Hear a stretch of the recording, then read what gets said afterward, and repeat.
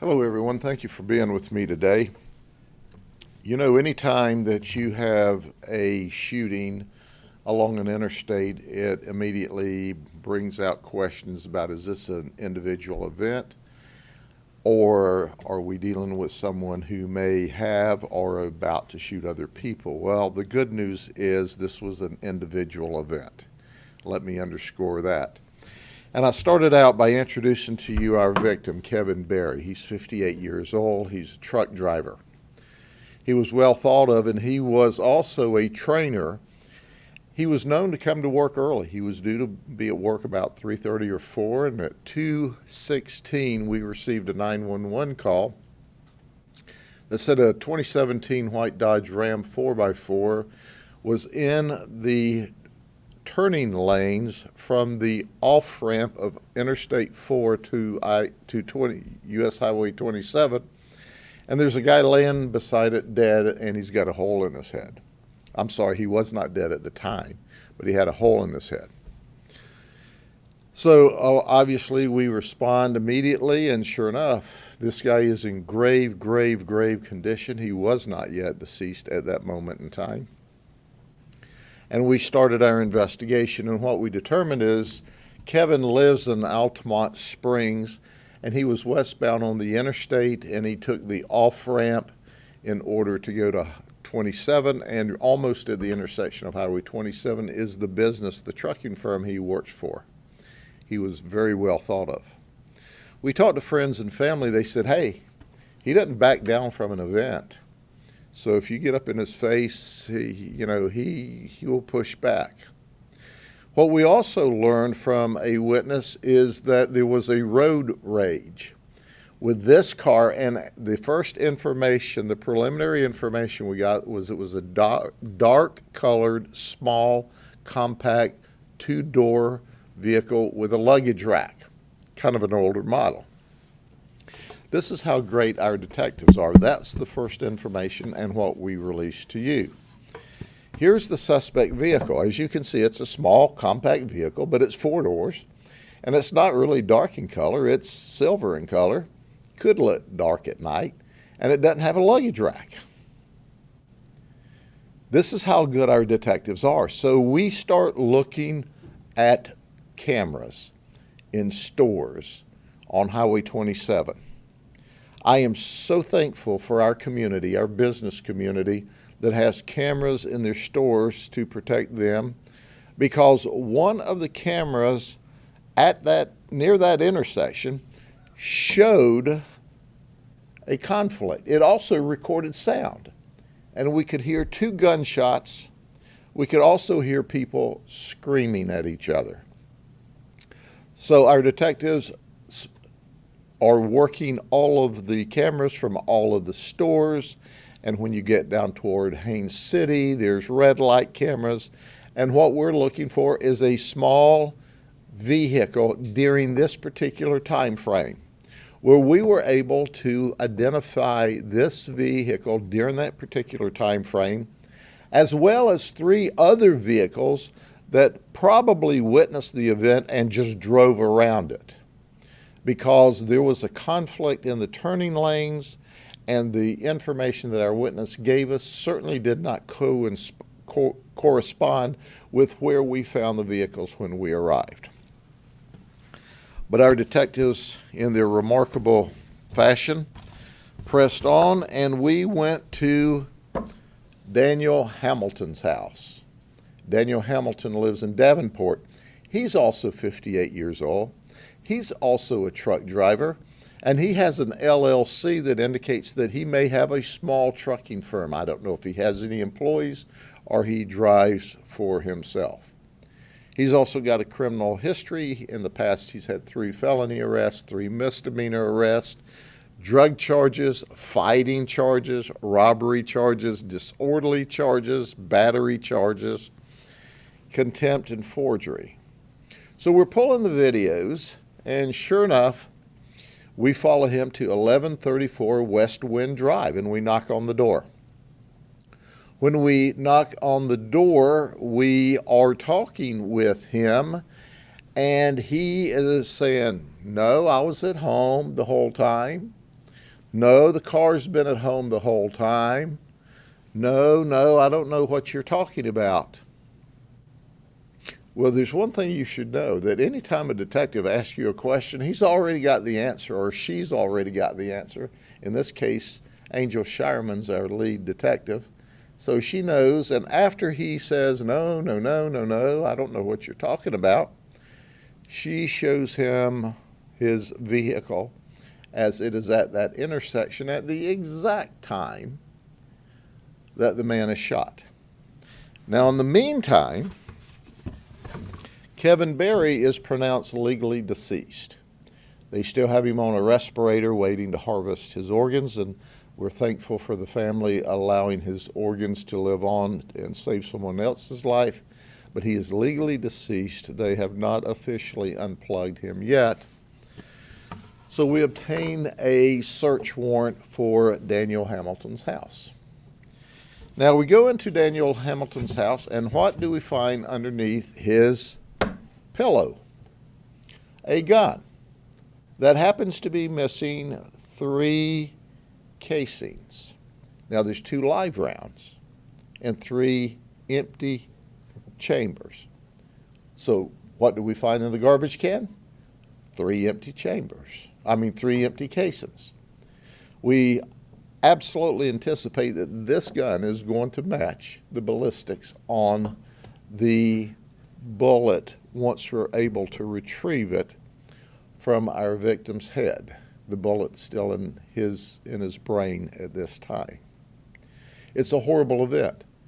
Now, folks, I want to underscore, this is the ugly end to road rage.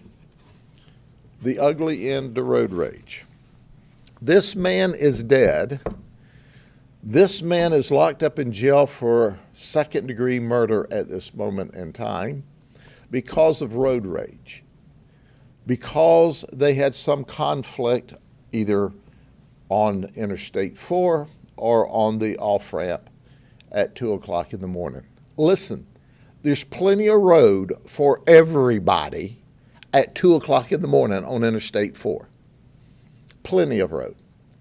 And now we have a horrible set of circumstances where this man at 58, a truck driver, and this man at 58, a truck driver, their lives are, his is ended and his is now an absolute disaster. So when you're involved in road rage, and you see this is how it can end up. So we tell everyone, take a deep breath, back away, don't let the guy who's aggressive get under your skin. No good outcome occurs whether you tear cars up, you fight in the street, or one or both of you end up shot and killed. So the question is, Sheriff, who started the road rage? Answer is, we don't know who started the road rage, but we know this. We know that when Daniel shot and killed Kevin, he ended the road rage. And that's called murder. Are there any other questions? He made a statement, I guess, to your detectives when they found the case? He made admissions. But as he got deeper into the conversation and saw that he had obviously lied to us, I know that comes as a shock to y'all because, you know, nobody should lie to their doctor, their lawyer, or a law enforcement officer, but surprise, they lie to all 3. He quit talking with us, but he made plenty of admissions, to include my favorite admissions. He said, well, you got what you need. I'm ready to go to jail. Just thinking that's like an admission, right? You got what you need. You got what you found what you're after. Let's go to jail. So at the end of the day, I beg people, you know, do not engage in road rage. I mean, I'll also ask people to lock their car doors, and they don't do that either. But please, your life depends on it. Leave the person alone that wants to engage in road rage because something's wrong with him. Normal people without anger management issues When someone else makes a mistake, innocently cuts over in front of them, doesn't intend to do it, doesn't see them, they're in the blind spot, they just let it go. And the overwhelming majority of the people do exactly that, which is what you should do, just let it go. Life's more important than to get all wadded up over a position on the highway. Sheriff, is there any indication it may have been self-defense at all? We have no idea whether it was self-defense. We don't see any indication that it was self-defense. And I'll give you a clear understanding of why we think that. Here's the deal. So you got to understand his car is here, right? Okay? So we're going to have his car going this way on the turning ramp, right? The white truck is ostensibly beside him. The bullet passes through one side of the truck, out of the other side of the truck, and kills our victim on the other side of his truck. So there was at least an entire truck between the shooter and our victim. So it's very difficult to claim it's self-defense or stand your ground when the guy that's now deceased, that was mortally injured at the time, is on the other side of the vehicle and has no weapons. They were stopped when the shooting happened, or were they moving? One of them had cut the other off. When one of our witnesses drove around them, the white vehicle or the silver vehicle had actually turned, and they were kind of crossways in the road. They weren't straight in the turning lanes. By the time we got there, the white vehicle truck was in the turning lane. Of course, the suspect vehicle's gone. So they changed positions in their road rage even after our witness left. And both of them had windows down, screaming at each other when our witness drove around them. So they had words long before there were shots fired. How did that work for them? How's their day today because of that road rage incident? And I'm sad.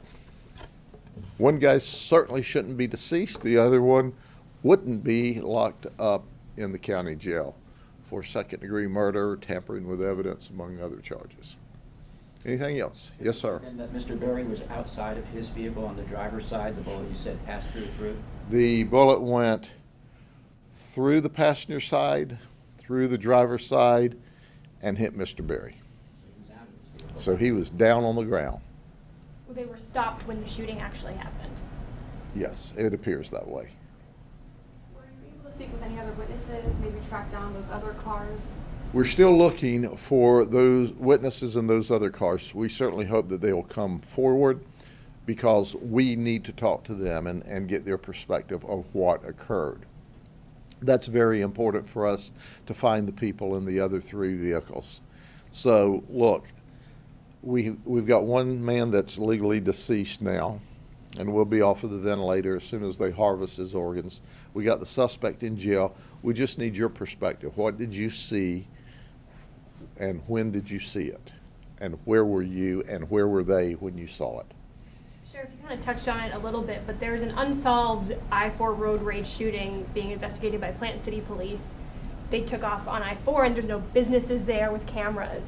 So was that the missing piece here, that you were able to track the car with the cameras, right? We were able to track the car with cameras, which certainly made it much easier. And listen, the cameras were in people's businesses to ostensibly protect their business and to give them video footage so that if anybody came there to damage their business or commit crime.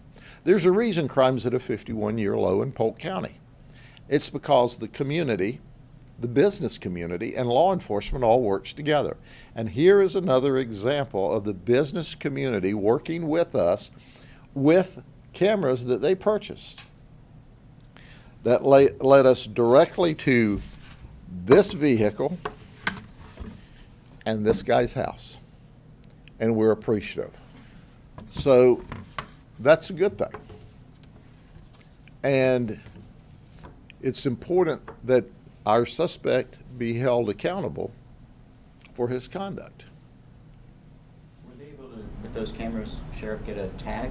Is that how they were able to trace it to his house? We traced the vehicle all the way to his house. But, I mean, even though it was early morning, there are any number of vehicles. There could be a small, like you said, the detective Sure. had to look through the video and whatever. Were the cameras good enough that they were able to figure out a tag, or how did they trace it to the We traced the vehicle to the neighborhood, and then we went door to door in the neighborhood until we found the vehicle, camera to camera to camera to camera tracing the vehicle? Is that what you're saying? till we turned into the neighborhood from the different businesses. And there were a couple of red light cameras that we used to say, yep, he's still on the road. But thank you, business owners.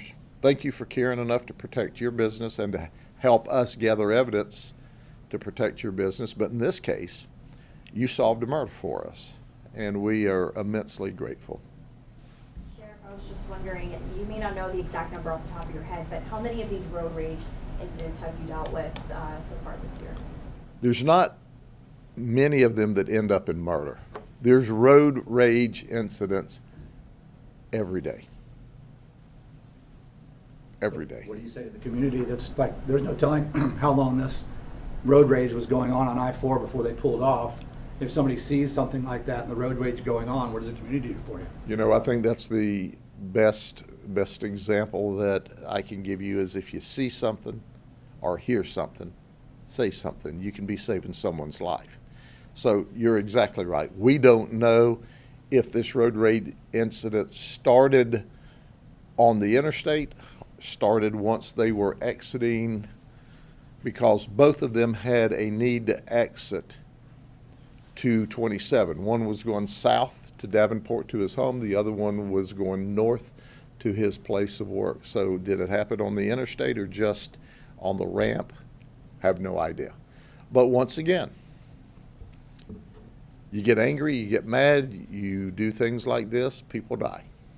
Other people go to prison for the rest of their life. Obviously a felon, he wasn't supposed to be in possession of a gun.